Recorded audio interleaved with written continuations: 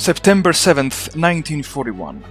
Following the deep penetration of the 1st Panzer Group into the Donbas, the front line of Army Group South has been dangerously overextended, with the 6th Army taking part in Operation Typhoon, with the 17th Army spread thin between the siege of Kharkiv and Dnipropetrovsk, with the 11th Army battling to take control of the Perekop Isthmus, the natural gate of the Crimea. Army Group South simply doesn't have the infantry to both protect the flanks as well as to contain the last pocket of Soviet forces trapped around the Sea of Azov. Unlike Guderian, who faced a similar situation a few weeks ago when sealing off and wiping out the Kiev cauldron, von Rundstedt this week still has an ace up his sleeve. When you don't have the Germans for the job, you send in the Romanians.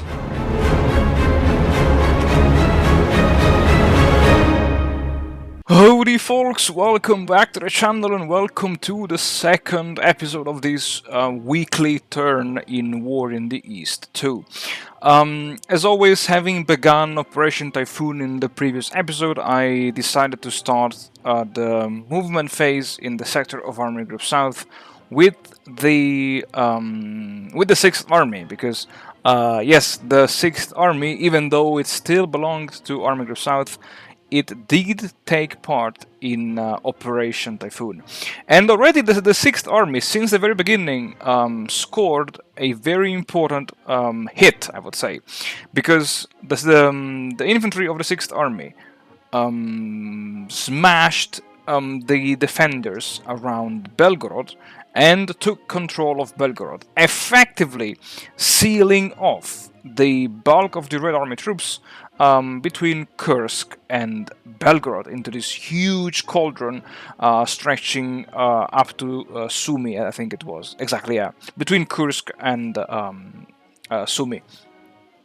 And then I kind of panicked because I was like, okay, now how do I seal the second ring between Kharkiv and Belgorod? I could have pushed my panzer divisions up until the Oskil River, but I wanted to have ideally a semi-straight line to avoid having salients and therefore exposing the bulk of my troops to the Red Army counterattacks for when the winter will come.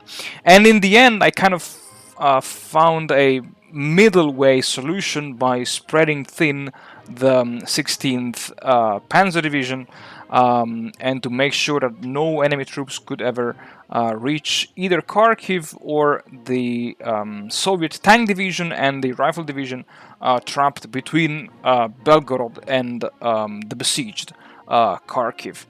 I moved around a little bit the divisions of the 1st Panzer Group, even though I will move them again slightly later, before redeploying the Romanians.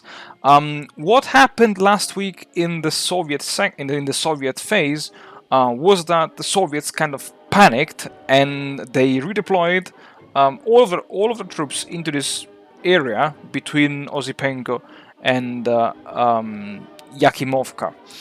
And again, because I didn't have the infantry to ideally squeeze this pocket out in a reasonable amount of time, I decided to just send in the Romanians. The 3rd and 4th Romanian armies, the two armies that faced pretty much tough battles already in the past, they simply just advanced and took control of as many hexes as possible.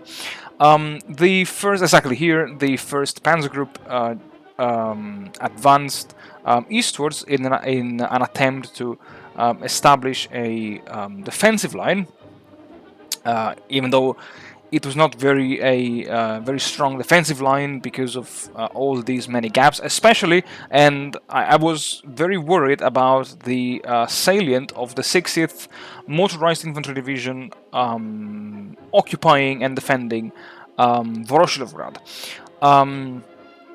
The other good news for me was that the 125th Infantry Division took control of Zaporozhye, thereby avenging the horrendous defeat of the 9th Panzer Division, which occurred a couple of weeks ago. And then maybe the last important thing that I wanted to mention was that it took me some time to decide where to send the FVD-1. And in the end, I've decided to send it southwards because I wanted to make sure that the bulk of the supplies would have reached the 11th Army. I didn't care really too much about the 1st Panzer Group because, yeah, I mean, I was almost in reach of Rostov, and so for the next 2 weeks I thought, okay, let's just give the bulk of the supplies to the 11th Army and to the Romanians. 11th Army, which was again busy fighting and opening a breach at the Perekop Isthmus, which successfully occurred, thereby opening the way into the Crimea. And as always, folks, thank you very much for watching, thank you very much for supporting the channel. I wish you all the best, and this time I have to say I'll see you all again next week.